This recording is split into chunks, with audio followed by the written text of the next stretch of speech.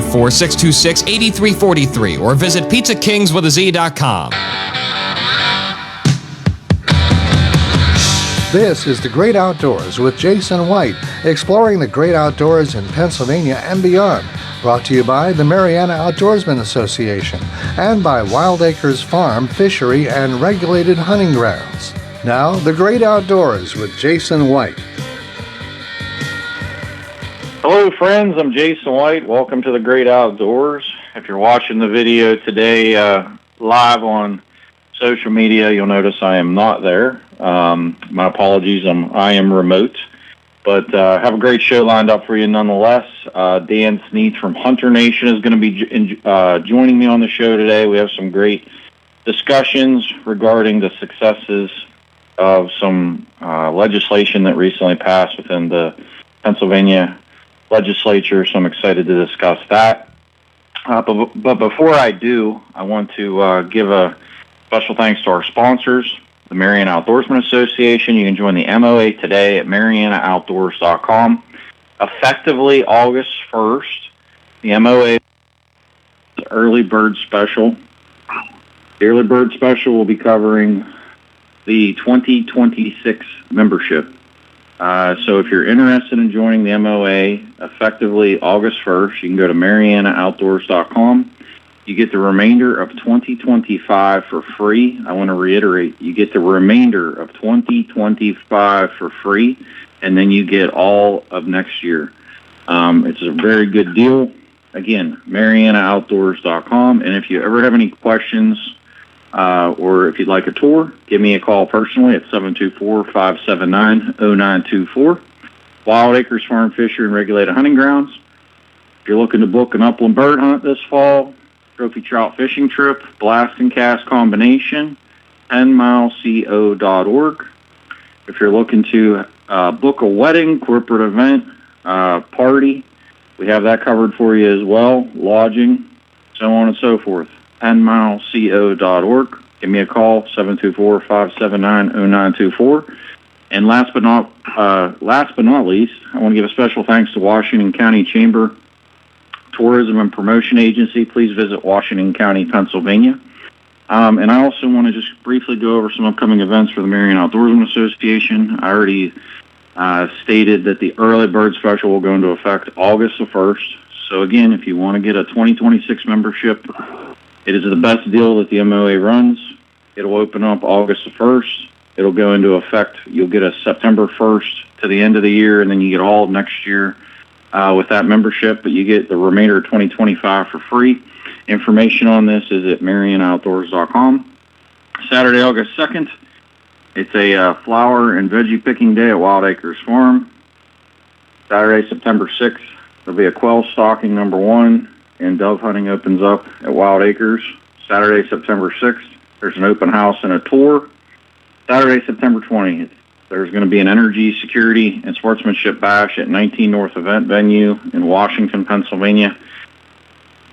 Friday, October 3rd at 8 a.m., the MOA Members Tag Trout Contest begins. That is a monthly ongoing tournament contest. It runs from October until the end of April. So that's really exciting. We're really happy to have that. And then if you're interested in any of the trout stocking dates and times, those are also listed at the Mariana Outdoorsmen Association's Facebook page. We have stockings from October all the way into May of 2026. So a lot of stuff, a lot of information. But I'll end there with the events. I'm going to switch over to our guest. Dan Sneed from Hunter Nation is on the call. Good morning, Dan. How are you? I'm well, Jason. How about yourself? I'm fantastic.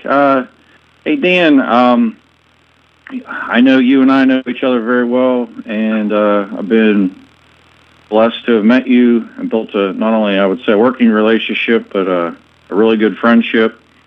Tell the people out there who you are, what's Hunter Nation, and then we'll dive into some of the legislative things that we've been working on.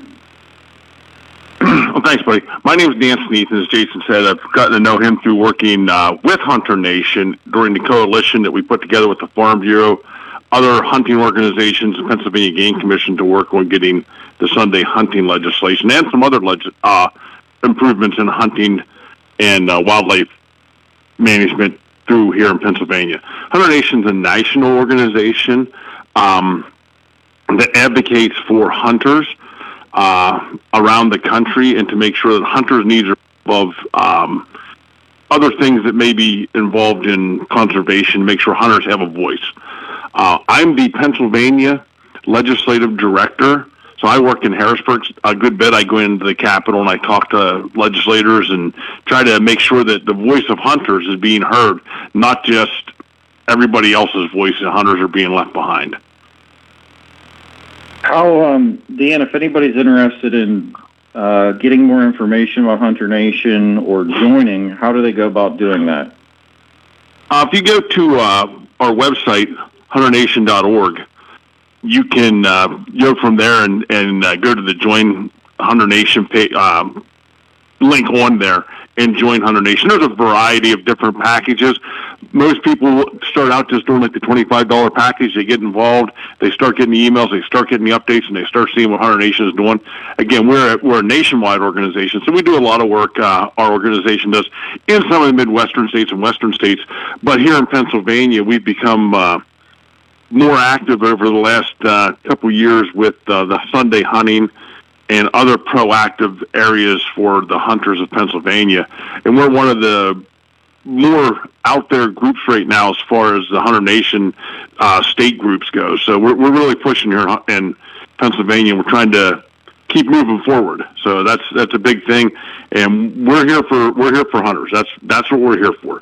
We concentrate on the hunters and the needs of the hunters. Well, fantastic. I think, I was blessed to be at a bill signing recently, and obviously, if anybody has seen on television or on the radio or on the internet, Sunday hunting has passed in Pennsylvania. And if you actually go and look up any pictures or I'm sure comments, you're actually going to see Dan he actually got to get up and speak because of Dan's, I would say, in a good way, extremely good involvement with helping positive things happen. So I want to discuss House Bill 1431, Dan, and I also want to discuss Senate Bill 518 because I would say the general population obviously knows the Sunday hunting piece, which is groundbreaking for Pennsylvania. But I also want to go over some of these other things that I don't think a lot of people actually are aware of that were in both of these bills. I want to start off by asking you, Dan. Last year, this stuff, all these different topics within these two bills were, I think, we thought we were at the finish line last year, and we just didn't get there. What do you see right now? I guess, where do you see all of us at collectively with how we got from last year to this year with this legislative session in Pennsylvania? And where do you see us, as we kind of progress forward? Like, what have we fixed? Where were there, I guess, landmines or bumps in the road? Can I give you your perspective of how we got here? Well, last year when we got this moving forward and we finally started getting hunting organizations, the Farm Bureau, kind of all together working on the same page, rowing in the same direction as groups with the common interest, and we were moving forward, but we still hadn't perfected that yet, so to speak. And I don't want to say anyone got in anyone else's way or anyone stepped over anybody else, but I don't think that we were a unified voice at the time. I think everyone knew we were kind of together, but I don't think people realized that we were a unified voice. So as we moved into the fall last year, I think we were doing pretty well, but because of the, let's just say, lack of communication amongst the groups, one might have been doing something that somebody else had already done, and we were kind of working against each other at times, I believe. And with last year being an election year, I think that kind of worked against us a lot. because of politics, and that's what politicians do. That's their job. That's their politicking. So I think we kind of got ourselves into that a little bit because it got so late in the legislative session to get what at that time was Senate Bill 67 passed and was the vehicle moving forward. I think we lost steam right at the end, and we were literally just a vote away from the House and then kicking it back over to the Senate for a concurrence vote, which could have happened relatively quickly, but it just kind of ran out of steam. But with that said, it kind of got us looking back over that time frame, and we kind of debriefed each other. What did we do good? What did we do bad? So as we moved into, after the election, started moving into December, we started talking and deciding, hey, Farm Bureau, what do we need to do?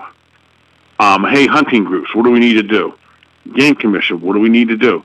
And then we kind of pulled ourselves together, as you know, and we got together and we actually started sitting down having meetings together to make sure we were one cohesive voice. And sometimes we didn't agree on everything, but what we did was we found a way to compromise. As I said in my speech, we rolled up our sleeves and we got to work, and we found where that common ground lies and what we could do for each other to help. And that made it better, because now when we went into the legislature to speak to people, the Farm Bureau Legislative Affairs people were on board with the Hunter Legislative Affairs people, whether it was Hunter Nation or the other hunting groups that were involved. The Game Commission's legislative liaisons were working the same way we were. We all had the same mission because we come up with a plan, we come up with what we wanted to see, and it made it easier now whenever we went in because we all had the same message putting it forward. And that really helped us. And that's a big thing moving forward. And I believe in one of our meetings, the Farm Bureau head of your Wildlife Committee, Andy Bader, had said about being in Mississippi and talking to people from around the nation about how we were working together as agriculture and hunting groups. And they were like, that's unheard of. Everybody, that doesn't happen. So Pennsylvania, we actually are leading the way in that type of coalition together to solve the problems that agriculture has and bringing in hunters who want to help. Again, are there going to be some speed bumps or some potholes in the road? I'm sure there are going to be. There's going to be times there are issues, but we all know each other now, and we all know what to expect from each other and how to work together. I think that's going to help us as we move forward to try and move the state forward in wildlife conservation.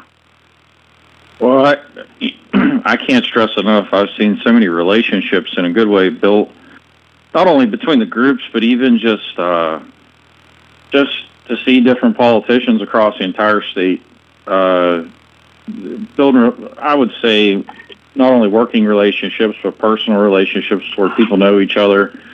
And there's something to be said about relationships and relationship building, because there's a trust factor to all of this. And I really believe from last year to this year, we really bolstered all of that. To your point, we're all on the same page. And I also think, the way it was last year, a lot of this stuff was in one bill, right? A lot of these different ideas and thoughts. And what, I'm like a little bit on both sides of the conversation. I have a hunting and fishing preserve. I deal in that arena. I dabble in all of that. But I'm a humongous sportsman, and my businesses also rely on my involvement with agriculture and the outdoors and that symbiotic relationship. So I've been blessed, even from a business side of things, to have to look at both sides. And I think what's really unique is, I don't know how you see it, Dan, but in the past, I felt like a lot of people were talking and around the state, and not everybody was necessarily seeing or listening to everybody's, I would say, concerns, even in the agricultural community. When you look at this bill, we'll start with 1431. So it removes the prohibition on Sunday hunting. Now, that being said, just so everybody understands this, and Dan can reaffirm this, the Game Commission is responsible for setting bag limits and seasons So they have to have 2 concurrent meetings where they vote and set those dates. Is there anything, Dan, you'd like to update anybody on that piece of the puzzle? Because I know that by the looks of it, the Sundays are going to get opened up this fall by what I've been reading. Yeah, and you're absolutely correct, Jason. The misconception that a lot of people are putting out there is that we're now legally allowed to hunt on Sundays with no constraints, which isn't true. As you pointed out, the Game Commission, what 1431 did, which is now Act 36 of 2025, what it did was it moved the Game Commission into a position where they could regulatorily use Sundays now. It doesn't open it up that you can hunt on Sundays without the Game Commission and having them built into their seasons and bag limits. So there's kind of a misconception there for people that, that's a Sunday, I can hunt now.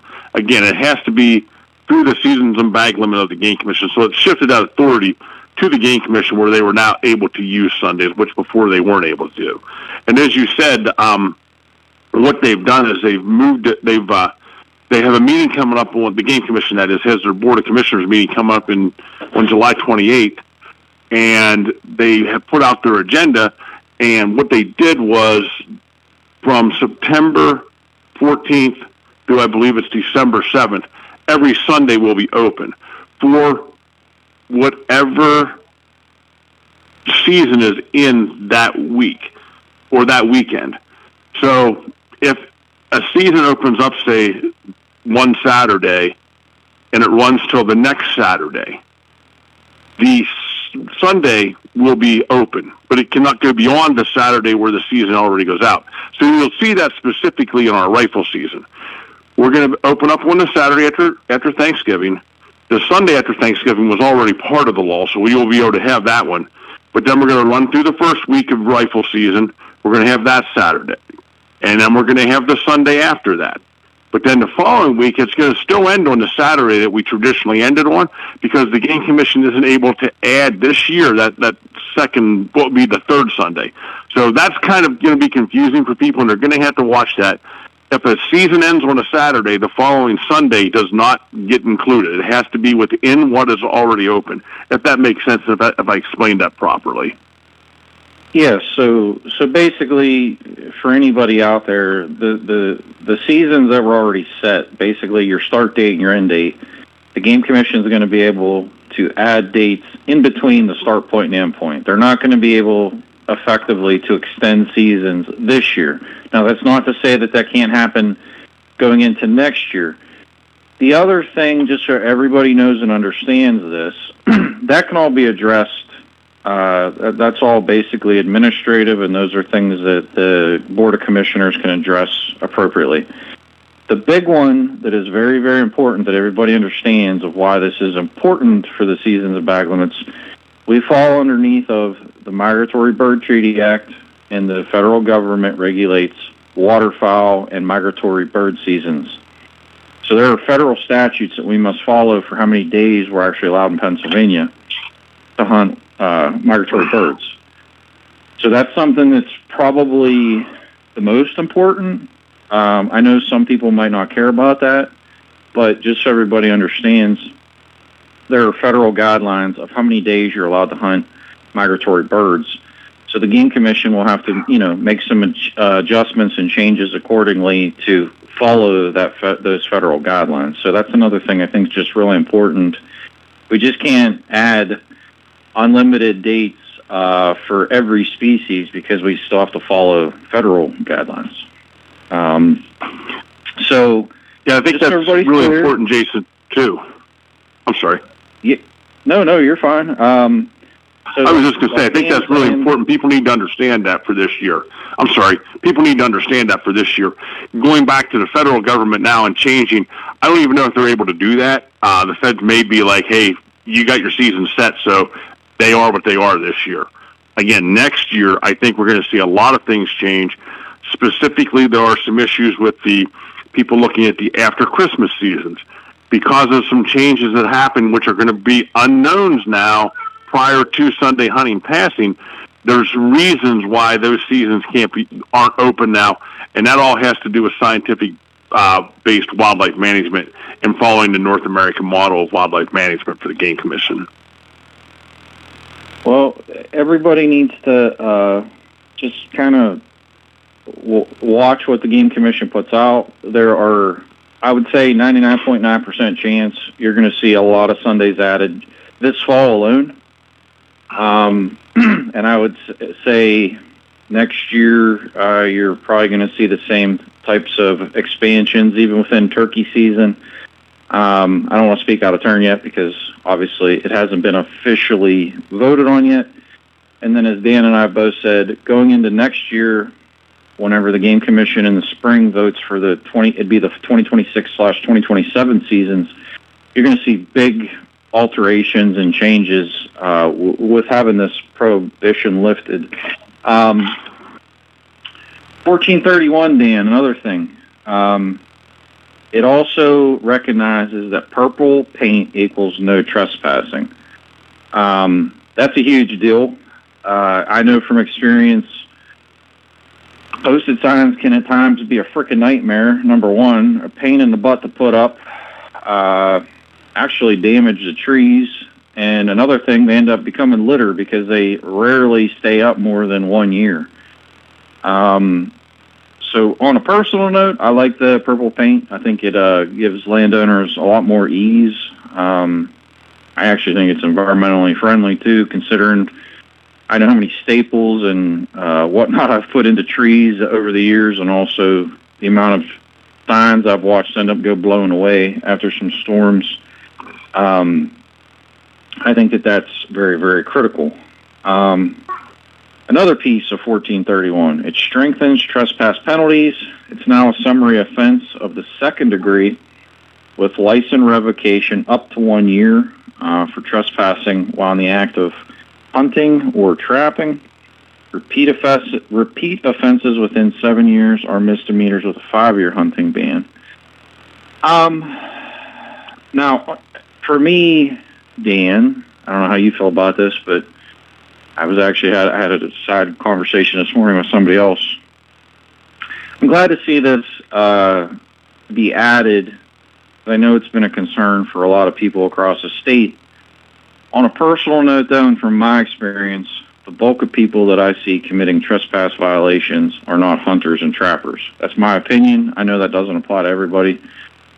But just looking ahead for the future, and I know you and I have talked about this, trespass reform as a whole needs to now be looked at because I think it would be a little bit, I hate to say it, discriminatory to pick on just hunters and trappers, and meanwhile, you have a lot of other people, whether that's UTV or ATV riders, people, just whatever, for whatever reason, somebody just wants to go on somebody's property and pick morels in their woods or pick acorns. It doesn't really matter what the reason is. But there's certainly a lot of other people that commit trespass on people's properties that, in my view, are not hunters. But just so everybody knows, that is not addressed in this legislation. That is something Dan and I will talk about in a few minutes, but some things to look at for the future. Let's see here. What else do we have, Dan? As far as 1431, those are, I would say, the big ones. I want to switch gears real quick, Dan. So like I was saying, the bills got split. So last year to this year, what they did, trespass and the Sundays went in House Bill 1431, and then there was also Senate Bill 518. Senate Bill 518 established an agricultural representative on the Pennsylvania Game Commission. It says the governor must now appoint at least one member to the Pennsylvania Game Commission who represents agricultural commodities tied to the normal farming operations. I just want to stress this to everybody. This is not Pennsylvania Farm Bureau. This is not any lobbying organization. This is to guarantee that somebody on the Board of Commissioners has some knowledge of agricultural practices, considering that the bulk of land that is hunted in Pennsylvania is actually private property and even agricultural land. So that's why it's so important just to have that knowledge base. And Jason, let's see. even since the bill's passed, I've been looking into more stuff about some other issues that I've been asked to look at, and I started looking at commissioners on different wildlife boards across the country. It's not uncommon to have that verbiage in other states, that there be people on the board who have who are agricultural interest. So it's not uncommon to have this. It's not like we just said, "Hey, farmers get to have a free seat here, and it's going to be the Farm Bureau." Like you said, that's not how it is. You know what I mean? So, but again, it's not an uncommon practice for boards of commissioners like we have, or whatever the different states list their people as, to have requirements that there be people on those boards who have knowledge of agriculture, because it's very important, Well, so I've interviewed for the Pennsylvania Fish and Boat Commission to be a commissioner. This was a few years ago. And it's in my opinion, based upon that experience, and going through that, it's certainly not about the most qualified person. It is astronomically and extremely, at this juncture, political. We could have a conversation for a long time about some improvements that could be made to that entire process. But one of the things that came out of it was, acknowledging the fact that we need some better qualifications. The political structure as a whole certainly needs to be, I would say, modified. I know that's been a topic of conversation even with the legislature about fixing how some of these commissioners are appointed. It's a topic for another day, but for today, you're guaranteed at least this one position that somebody's going to have some type of agricultural knowledge and understanding, which is critical because as we progress through this conversation, even in Senate Bill 518, the Game Commission is allowed to set regulations. So although it was not part of this legislation, it was originally meant to be, the Certified Hunter Program, which is a tool in the toolbox to connect hunters with farmland and to get extra deer tags for those pieces of property that obviously have damages. Part of this legislation, like I said, that was implemented by the Game Commission. It was originally meant to be part of the legislation, but the Game Commission, I would say, just put it in the old-fashioned elbow grease and did it ahead of time on their own. So it didn't need to be in the legislation, which is awesome. Some changes that were made in regards to crop damage. There's a simplified reporting system. Reports, you can report a kill within 24 hours as before, but now you can do it online by a toll-free number or via a public web portal. That includes the date, time, location, etc. And now, you and I talked before the show. We actually, as Farm Bureau, have a policy that we'd like to see voluntary reporting locations, whether that be a butcher shop, a licensed sales location, even QR codes on the licenses. I know the QR code thing is not officially, public information but I do know it's coming. I can't speak if it comes next year or the year after, but I do know the Game Commission is working on technology. But, something I want to see on a personal note, I'd love to see butcher shops. I'd love to see deer licensed selling locations be able to also voluntarily be additional points of contact for somebody to report. But this is a positive that it's getting better, I guess I'll say. It's not 100% fixed, but we're heading in the right direction. The other thing that was addressed in Senate Bill 518, easier carcass disposal. This was a big topic for farmers because if you shot a deer in the past, you had to quarter it out, and then you had to contact the game warden, and then you had to wait for the game warden to show up. Now you can shoot the deer, take it directly to a butcher shop, and drop it off. Hence why I'm saying if you're going to drop it off at the butcher shop, it'd be nice that could just be your reporting mechanism. But basically, we've cut out some of the red tape, I guess we'll call it. Key takeaways from 518, Senate Bill 518 and House Bill 1431. Simplifies reporting processes for crop damage, streamlines carcass handling requirements, ensures the farmers have representatives on the Pennsylvania Game Commission, strengthens trespass laws, repeals the Sunday hunting prohibition. So a lot of positives. A lot of great takeaways for us moving forward. Dan, with all these positives, where do you see us moving? Like, what are some things in your opinion? What are some things you see as low-hanging fruit? And I just want to be clear, these are not things that anybody has right now as legislation. Dan and I work very well about having like goals and talking about things and, brainstorming. So just for the listeners out there, Dan, what do you think are some low-hanging fruit topics for us to discuss potentially for changes next year? Well, as you kind of briefly touched on there a little bit ago, overall trespass reform. I think that's a huge issue we need to look at. I'm a property owner, and like you said, I don't just generally have a problem with hunters trespassing on my property. It's other people. Like they decide they're going to walk through and pick morels, which may not be a big deal to some people, but for me it's kind of good because I have some on my property my family likes, which I like to pick them for myself and my family. Not a ton, but enough, That's an issue, is just the overall trespass reform, whether it be people just walking through. I got trails through my property, and people, for whatever reason, decide they're allowed to just walk on my trails and be close to my house without me even knowing they're here.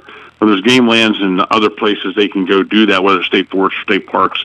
They don't need to necessarily use my property for that.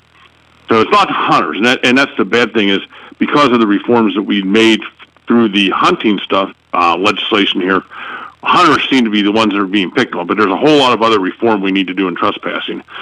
Some of that could also be about fishing. You most likely have those type of issues on your properties with your fishing. I know friends of mine have that issue on their property also.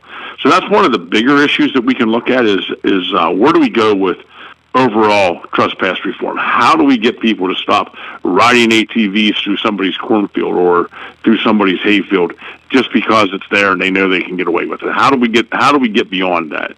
So that's one of the biggest low-hanging fruits I think we have out there that I think all the groups agree this is an important issue. We need to work together on this. One of the other things, and it's we have it out in the Southwest, and it's the pilot program out there with the certified hunter. I think that needs to expand across the rest of the state, or even if it's region by region, maybe we add another region or two to it over the next year and then another region, and we try and get that across the state to benefit the ag community with the use of hunters who are willing to hunt those properties. So those are probably the two biggest things that I think are easy enough for us to work on to get moving forward, and I'm hoping they are something we can do in the next year. The other thing, obviously, is let's get with the Game Commission and let's start talking about more Sunday opportunities. That was one of the biggest things that was explained during the speaking with legislators and other people, was giving people the opportunity. You can extend seasons 2-3 weeks if people aren't off work and not able to use them, because most people work Monday through Friday, a lot of Saturdays. Giving that Sunday is more important to get somebody out than saying, oh, you have an extra week you can hunt, but it's during the week. So those are three of the areas I think that are very important that we work on over the next year. I totally agree. I would also throw out there, we haven't talked a lot about this, but speaking of trespass, one of the big things I know farmers and private property owners get really upset with is littering. Littering in the capacity that it could be small items, littering in the capacity that it could be somebody dumping tires or TVs or other miscellaneous materials. So I think, when we talk about trespass, I also think when I think of littering laws and those types of things, those are worth a conversation. Certainly expansion, just so everybody knows, the Certified Hunter Program is something that doesn't even have to be fixed with law. When Dan talks about expansion, that's been something that the Game Commission's kind of just established as from regulation. Now another tool in the toolbox. Currently in Southeast PA, it's the only place in the state of Pennsylvania that you're allowed to use bait for red tag or ag tag crop damage properties. There's been a lot of farmers that have asked for the ability to utilize that tool in their arsenal. It's a lot easier to try to draw the deer in and to handle that, I would say, more effectively and efficiently to a location, to be very pinpoint with what they're trying to do. So I know from my perspective, I think that's a good thing.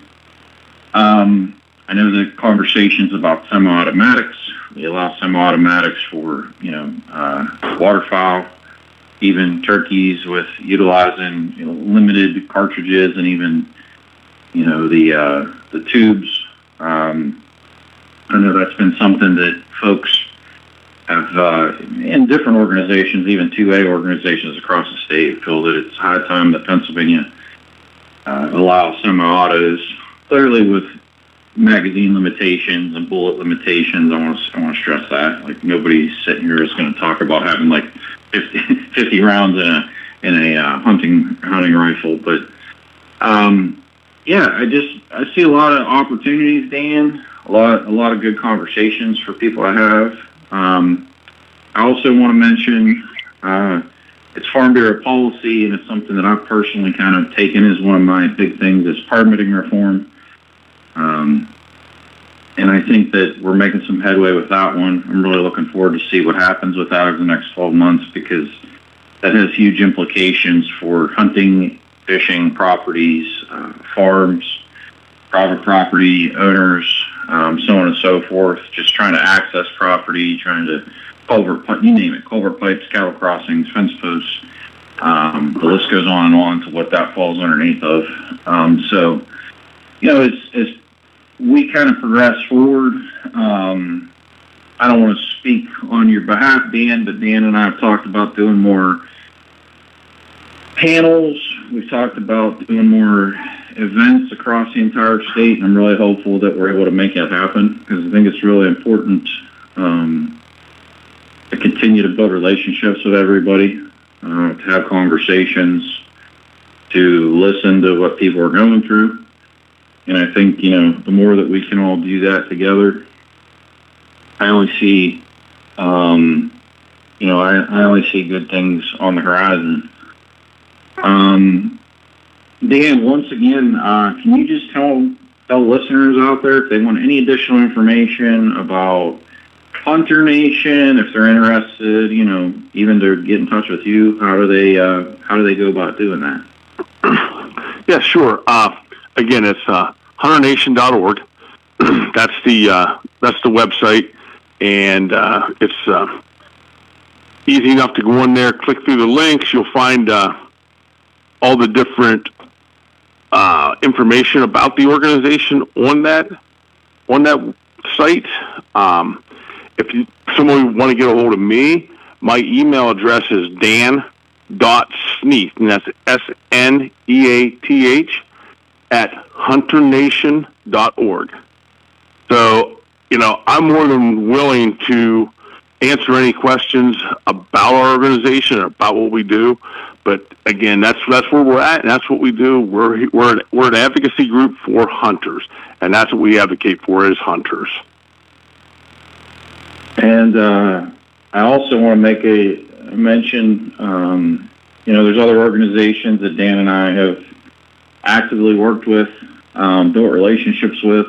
So, as anybody that meets us or talks to us, certainly I'm sure each and every one of you will get the opportunity to connect with other organizations, some local, some national. National organization we work with is Safari Club. I would feel hard-pressed to not mention them. They've done a lot. And I want to end on this note. We're doing a lot of work, even with the Migratory Bird Treaty Act, a lot of federal stuff that doesn't get a lot of conversation. I don't think not nearly enough in Pennsylvania. I know Hunter Nation has been very vocal about a lot of stuff nationally. as has Safari Club, and even with Farm Bureau, we're trying to do a lot with, the black vultures and a lot of the migratory stuff that's causing a lot of people hardships. So it's, I'm really, again, Dan, I'm really thankful for the friendships we've built, the working relationships. I'm a Hunter Nation member. By all means, if anybody wants any information, please check them out. We got a lot of great things coming up with Pennsylvania Farm Bureau. I just want to also acknowledge for the Pennsylvania Farm Bureau, memberships are going to be opening up for the upcoming calendar year. So if you're not a Pennsylvania Farm Bureau member, please consider joining. Same thing goes for Hunter Nation. But as far as today, thank you, Dan. I'm Jason White. This is the Great Outdoors. I look forward to seeing each and every one of you soon. I'll be at the Fayette County Fair next week, stopping in with our Farm Bureau friends. But for now, have a blessed week. Enjoy the Great Outdoors, and I'll talk to everybody soon. Accused of supplying Matthew Perry with ketamine before his death is expected to plead guilty in federal court today.